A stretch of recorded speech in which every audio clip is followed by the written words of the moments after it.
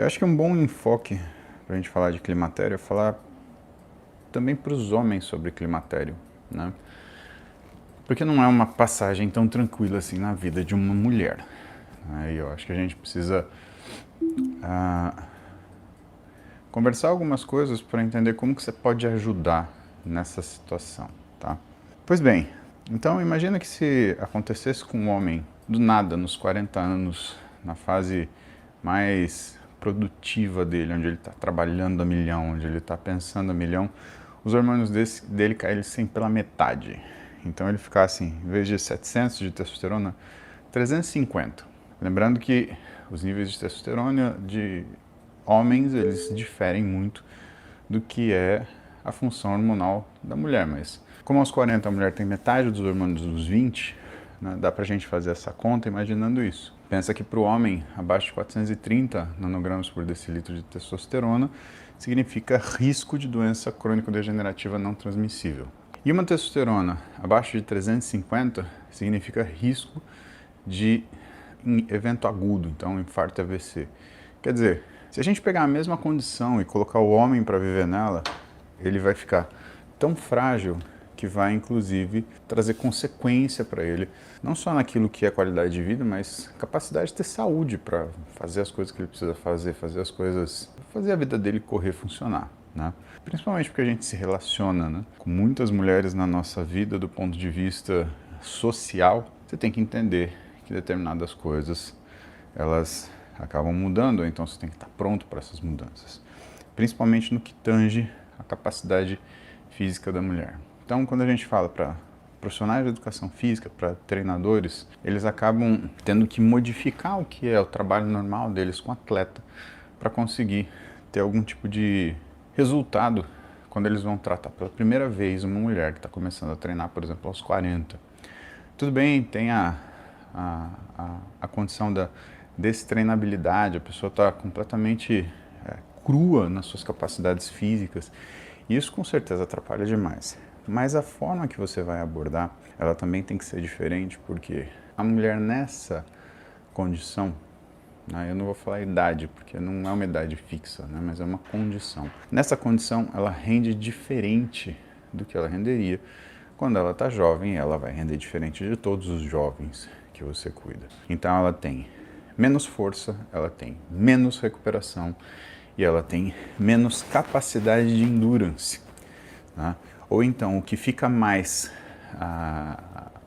visível é que quando você pega uma mulher no início do climatério, você começa a observar como funciona o período de treinamento relacionado com o ciclo menstrual dela, você vai perceber grandes diferenças quando ela está na fase ovulatória e na fase lútea, na segunda fase do ciclo menstrual. E você vai notar que ela vai ter um pouco mais de capacidade física, que ela vai ter um pouco mais de endurance. Isso na mulher jovem, às vezes não é tão fácil de você detectar, mas na mulher madura, na mulher no climatério, isso fica bem exposto.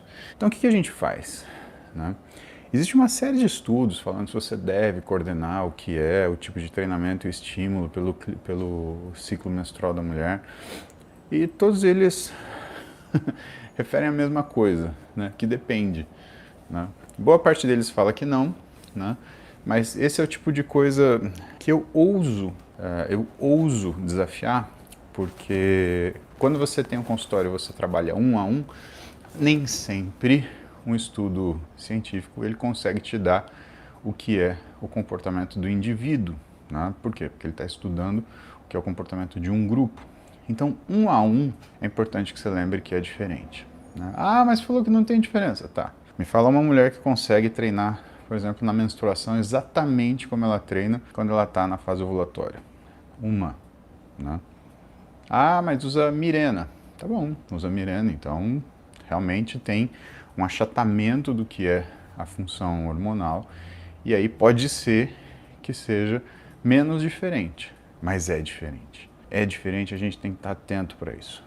Nessas fases, a primeira fase do ciclo, a fase folicular, o ideal é que você diminua o que é o estímulo de endurance, né? Ou pelo menos crie uma forma para que você consiga ter um estímulo de endurance, mas que você tenha pequenos períodos de recuperação. Então, o HIIT vai muito bem, a musculação, trabalhar com intervalo vai muito bem, né? Intervalo grande, 2 minutos, 3 minutos, para que ela possa ter recuperação adequada. E também limitar um pouco o que é isso, o que é o volume de séries, para que ela consiga ter a oportunidade de se recuperar de forma adequada. Já na fase lútea, a segunda fase do ciclo, que é da ovulação em diante, aí você consegue ter um pouco mais de capacidade de endurance. Então aí você pode trabalhar um aeróbio contínuo, você pode trabalhar métodos de intensificação.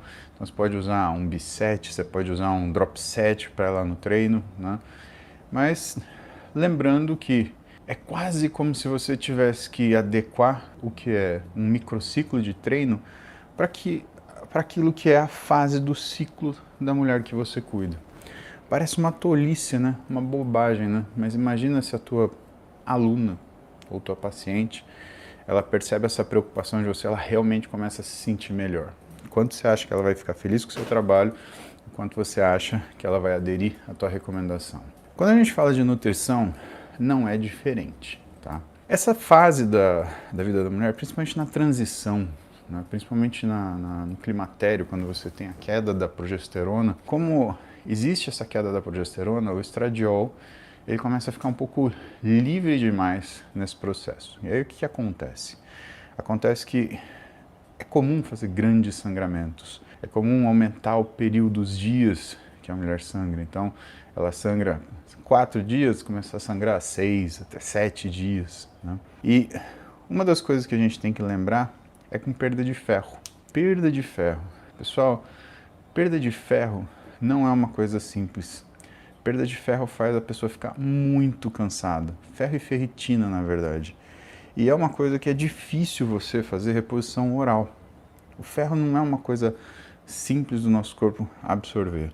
Principalmente se em algum momento a gente tiver uma pessoa que tem uma orientação alimentar onde ela consuma pouca carne vermelha, por exemplo. Então fica mais difícil, não tem aquele ferro M que é mais fácil de você absorver. E nem ele é suficiente para a gente conseguir chegar nisso. Então, começa a existir uma preocupação, além dos macronutrientes, com os micronutrientes, tá? Isso é uma coisa importante da gente lembrar. Outra coisa importante é que existe uma modificação nos processos, até no paladar da mulher, né? Mas nos processos de saciedade e fome. Então você tem que ter uma preocupação de fazer refeições mais saciadoras. Você usar mais verduras, você usar mais legumes, você usar mais alimentos de baixa densidade calórica e alta fibra para causar saciedade. E que tipo de saciedade? Aquela saciedade volumétrica mesmo, né? Da pessoa comer e se sentir satisfeita, comer e falar assim, nossa, tô cheia. Às vezes é uma estratégia para a gente conseguir trazer o nível de caloria dessa paciente para aquilo que deveria ser. Então, já não é mais uma época de você tolerar pequenos caprichos alimentares. Ah, eu não como verdura. Você tem 40 anos e não come verdura? Então você não merece verdura, você merece vermelha. Não, mentira. Você merece uma surra, né? Porque não tem muito isso. Tem coisa que a gente tem que comer porque a gente tem que comer, né? Principalmente senão vai reclamar que tá ficando ressecada. Ah, eu tô ressecado, vou no banheiro uma vez por semana. Olha que beleza. Porque isso daí também acontece. Então, tem que comer bonitinho, né? Senão a gente vai te tratar que nem criancinha. Criancinha de 45 anos, né? Mas vai tratar. Criancinha de 50 anos, né? É que eu não gosto de vegetais cozidos. Aprende a gostar, né? Tanta coisa que você aprende a gostar, aprende a comer vegetal cozido. Tanta coisa que você já fez em nome do amor no seu casamento, é ou não é? Então, faz isso em nome do amor por você, né?